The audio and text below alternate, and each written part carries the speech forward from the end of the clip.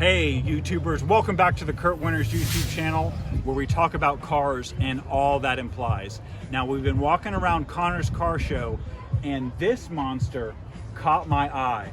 Now I know a little bit about this, but Dino, what have we got here? Right here is a 2013 Local Motors Rally Fighter, more commonly known as Misbehavin'. And this car is one of about 70 built, and it has a homologation of parts, primarily based on a crowdsourced design that Local Motors opened up back in the late teens or late aughts. And this was kind of the result of what the internet decided a crowdsourced car needed to be. So this is almost a rally car, street car, somewhere in between, right? It's as close as you can get to a street legal trophy truck. Gotcha. So has, I think, 18 inches of suspension travel and a little over 400 horsepower. Wow. Do you want to pop that hood and show us what's running under there? I can't wait to see this engine. You'll help me out on that one there. Lift up. Wow, it's so light. You have a mid-mounted Chevy LS3 making a little over 400 horsepower, buckled to a 3-speed turbo 400 transmission. The cooling package is actually out of a Dodge Challenger. So like I said, it's a homologation of existing parts. So the mirrors are actually off a Dodge Challenger as well. The taillights, door handles are off of a Honda Civic. So there's no car that was ignored when they built this. Right, and it's really cool that the internet had the input of how to build this car, because let's face it, if you've got thousands and thousands of people together to design a car, it's probably going to look like shit. But somehow this one did not come out looking like shit. Look at these shocks. So we've got King gas-filled shocks here for when you're wanting to hop those curbs. Oh yeah. Curbs, logs, doesn't matter. LS3. LS3. It is a GM crate motor. This is one of the, this is kind of the stock configuration. They did option them with superchargers as well, but 400 horsepower in a tube frame car gets along really well. Right, so this is a tubular chassis. It's a full tube chassis. If you took the body off, it would still mostly look like a rally fighter. It's tube cage, everything. Gotcha. The body is just there to keep the driver happy. Right. And we've got some semi-aggressive 50/50 off-road tires. It's funny, we were looking at an early Ford two-door earlier, and he has the same kind of tires on there because he needed the girth, but he said they ride really well on the highway. Yeah, this car gets driven quite a bit, both on-road and off-road, so it's kind of a happy medium. It is just only a rear-wheel drive car despite the aggressive appearance, but off-road it does handle itself very well. Okay, let's walk around and let's check out this interior. All right, so one thing we've noticed is that the name of the car is Misbehavin', and we've almost got a World War II style bomber kind of theme going on here, because when our boys were over there overseas dropping bombs on the Nazis, they put beautiful artwork on the side of their planes.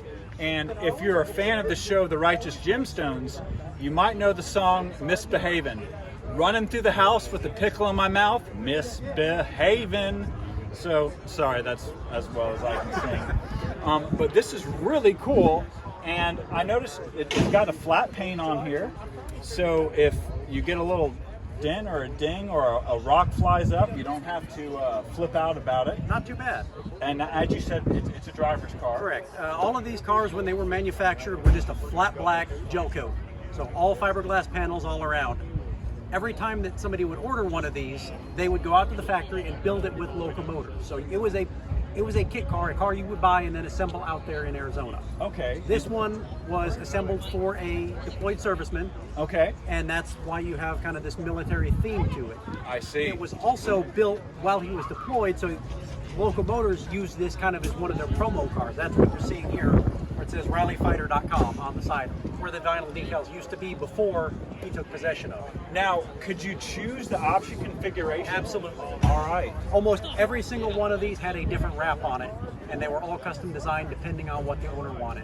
Sometimes it was just a flat single color, other times you'd end up with something like this that was a lot of different, a livery of some sort.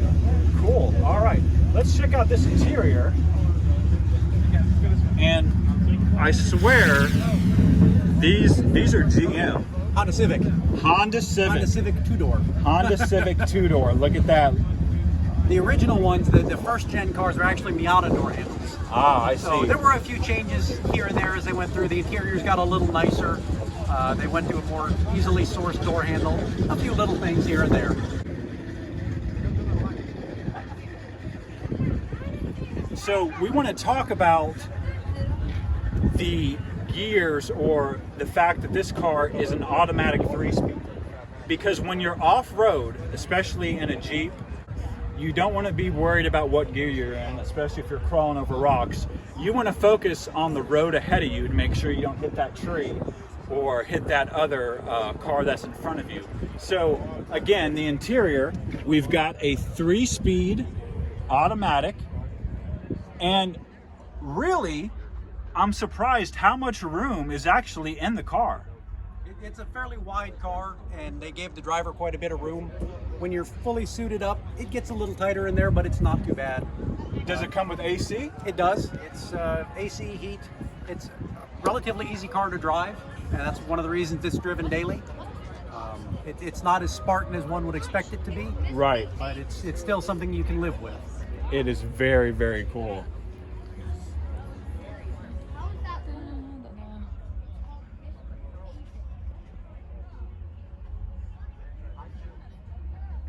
So Dino's going to walk us around to the boot so we can get a look at the back end of this really, really cool car. This is the part of the car that most of the people end up seeing, because these are quick. One of the most notable features about this was the driveline in general. They backed the whole thing up with a Ford 9-inch rear end, so it is practically indestructible. Right. So you had the GM motor, GM transmission, and the Ford 9-inch rear end. So you've got a bulletproof setup. You have a very bulletproof driveline. Now, help me, are these off of a Pontiac Solstice? Nope, those are also Civic, but they are Also Civic Civic. two-door hatchback. Wow. So they are actually a little unique for the car. Not many people recognize them immediately, but they use the taillights, and then the door handles were off the Honda Civic. Now, comment below if you've ever seen a car with an LS that has Honda Civic taillights and Honda Civic door handles on it. If you have, please let me know, because I would like to see a picture of it. And look in here, we've got a good backup camera, and because I imagine it's a little bit hard to back up without... You can't see much out of this really, other than about 20 feet in front of you or 20 feet behind you. Right. And despite the size of the trunk, most all is one spare tire. Just one big spare tire. It looks like there's a lot of room, but there's really not. So. And what are we running on here? We running are these 21s or 22s? I don't remember exactly the size of them, but these are the factory tires for what this car would have been. So it's as it would have come off the Locomotors assembly line. Very, very cool. And you said they built about how many cars? They built about 70 of them. About 70. They were all bespoke. You ordered it, it was your livery. The engine and driveline were about the same. Later generations actually ended up getting a 6-speed automatic. Okay. They went to a L680, which was again a nice strong transmission, but give it a little bit more leg up on the freeway. Yeah. If you want to take it across country, Exactly. and scare people out of their lanes. Deeper gears, but you could still run it on the freeway. Yeah, and let's looking again. It's so rally car with these huge giant shocks back here, and like he said before, it's a full tube chassis, which just blows my mind. And you can see all the cage inside and everything, and you could peel it off and it would all still be caged. So although this isn't Dino's car, he was awesome enough to show us around. Right now the owner is getting crawfish over at the big crawfish boil that we're going to be hitting here in a little bit. And this is a 2013 Rally Fighter. Correct. And it's basically a crowdsourced crossover rally truck, on-road, off-road car. And if you've seen one of these in person, go ahead, drop a comment below, because I'd love to hear about it.